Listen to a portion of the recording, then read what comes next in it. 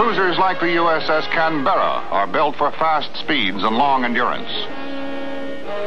The destroyer, indispensable to any naval action, is the workhorse of the fleet. The USS Bainbridge, a destroyer leader, is largest of the destroyer class, the world's first nuclear-powered guided missile frigate. Both cruisers and destroyers, in addition to their traditional deep water roles, have been called upon to play a special role in Vietnam. Delta, this is Gamma 26 Charlie. Target number 201, bearing 13. Whenever the need arises, ships of the 7th Fleet move quickly into position along the coast of Vietnam. Take their directions from a forward air controller or spotter who is in visual contact with the enemy. Fire for effect, over.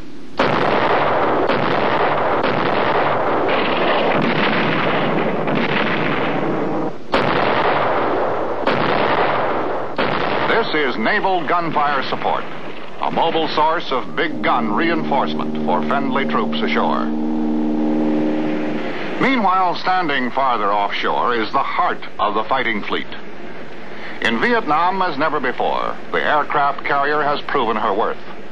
From the huge Kitty Hawk to the even larger nuclear-powered Enterprise, the Navy's attack carriers have held the balance of power. Stand by to start the F4, the A6s, the A1, and the A3. Stand clear of the jet intakes and exhausts on the A4s.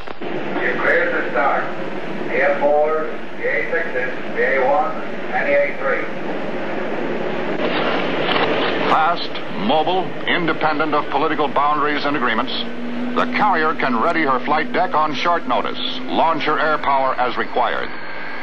The modern attack carrier is a carefully coordinated organization of countless complex pieces of hardware and of hundreds of men who make the hardware work. 3-man eye. Smoke watch reports black smoke, 3 alpha boiler. All right, clear the stacks up, Roger. From yeoman to machinist's mate, many of the men below decks work at the important traditional jobs, familiar in naval ships throughout the world. What is the IFF on contact 330 approximately? Other men must master newer skills and disciplines required by new technologies. In the Combat Information Center, equipped with the latest facilities for rapid communication and data handling, a complete picture of the surrounding tactical situation is kept up to the minute by sophisticated electronic and computerized systems. Skip it, your pigeons 160, 80 miles, steer home plate, over. In other spaces and compartments, the carrier is equipped to keep almost anything she carries, from a coffee pot to complex avionics gear in combat-ready condition. This event 7 Delta will be running the Route 14 route recce from Pleiku down to Ben Mateau. There should be automatic weapons along the route. There's some artillery fire down just north of Ben Mateau. In a sense, the final responsibility for the success of the carrier's mission rests with a small group of men whose job is to master the intricate operation of $1 million fighting machine, the modern jet aircraft. Okay, everybody get your radios and get the data down off the board here and you'll be ready to man them. The carrier's primary mission is to put these men and their planes in the air and on target.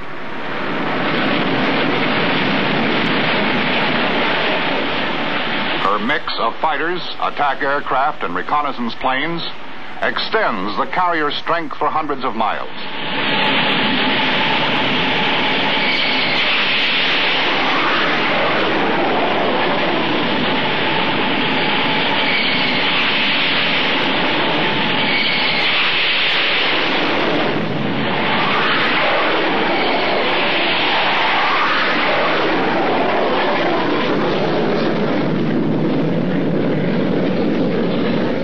They seek out the enemy's strong points and selectively place striking power on targets where it will be most effective.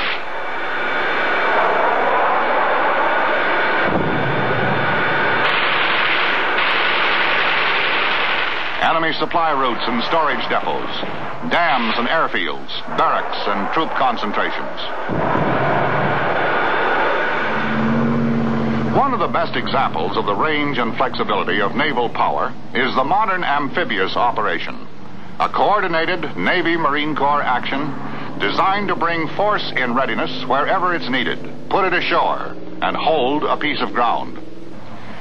In the years since World War II, amphibious landing techniques have been refined, modernized, and speeded up. In Vietnam, amphibious assaults by forces of the United States 7th Fleet have driven the Viet Cong from many strongholds along the coast.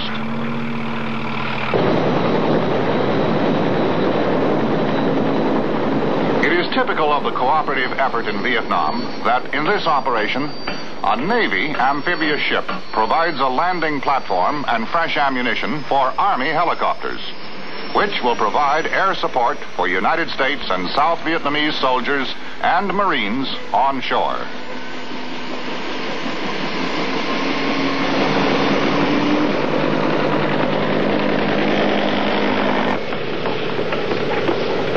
One of the newest concepts in strike warfare is built around the LPH, or Amphibious Assault Ship, a completely equipped floating helicopter base with complete facilities for the service and control of an airborne assault.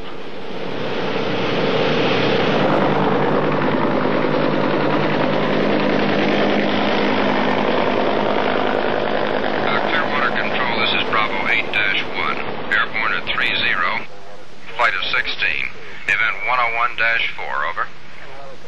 Bravo 8-1, this is Clearwater. Roger. Your pigeons to Point Cairo, 28014. Over. This is 8-1. Roger, out. Introduction of the helicopter to amphibious operations has precipitated the greatest single tactical innovation since the Second World War, the technique of vertical envelopment.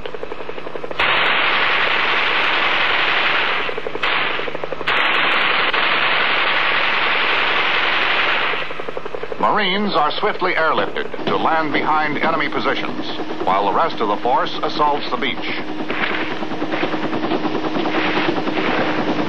Completion of the mission is in the hands of the Fleet Marine, the Navy's most competent means of extending its power inland. It may be that the most unusual thing about the American Navy in Vietnam is the fact that it has played such an important role in Vietnam.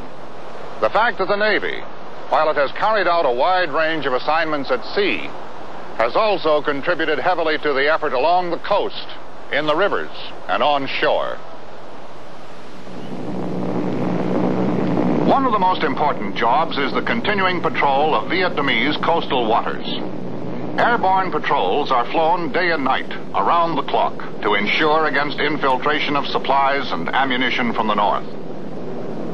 Clean cut. This is Bluebird, 30. Large cargo jump to position X-ray, Romeo, 7386. Request surface units investigate. Bluebird 30, this is Clean Cut. Roger, out. Suspicious contact report, sir? Very well, thank you. In Saigon, at the command center of U.S. Naval Forces, Vietnam, naval activities throughout the country are coordinated. Mr. Epling? Bluebird 30 aircraft has a suspicious contact here in the restricted zone. He says it's a large... One of the major efforts of this command is Operation Market Time, the Navy's name for the important task of coastal surveillance. We have a destroyer and a WPB in the area. I recommend we send the destroyer down there to investigate this contact. In this case, a destroyer escort is assigned to examine a suspicious contact reported by Air Patrol. Hold it for a second. Vietnamese Navy liaison officers assigned to each American ship check identity papers and cargo manifests. To be certain that an innocent cargo of fish or rice does not conceal Viet Cong guns, supplies, and ammunition, holds are open and inspected. Each day brings thousands of fishing and cargo junks to the river and coastal waters of Vietnam. The enormous task of Operation Market Time is to guard against the use of this normal marketing activity as a cover for smuggling and infiltration by the Viet Cong. In addition to destroyers and minesweepers, market time patrols are conducted by high-speed patrol craft called swift boats, and by cutters of the United States Coast Guard, whose crews are well experienced in this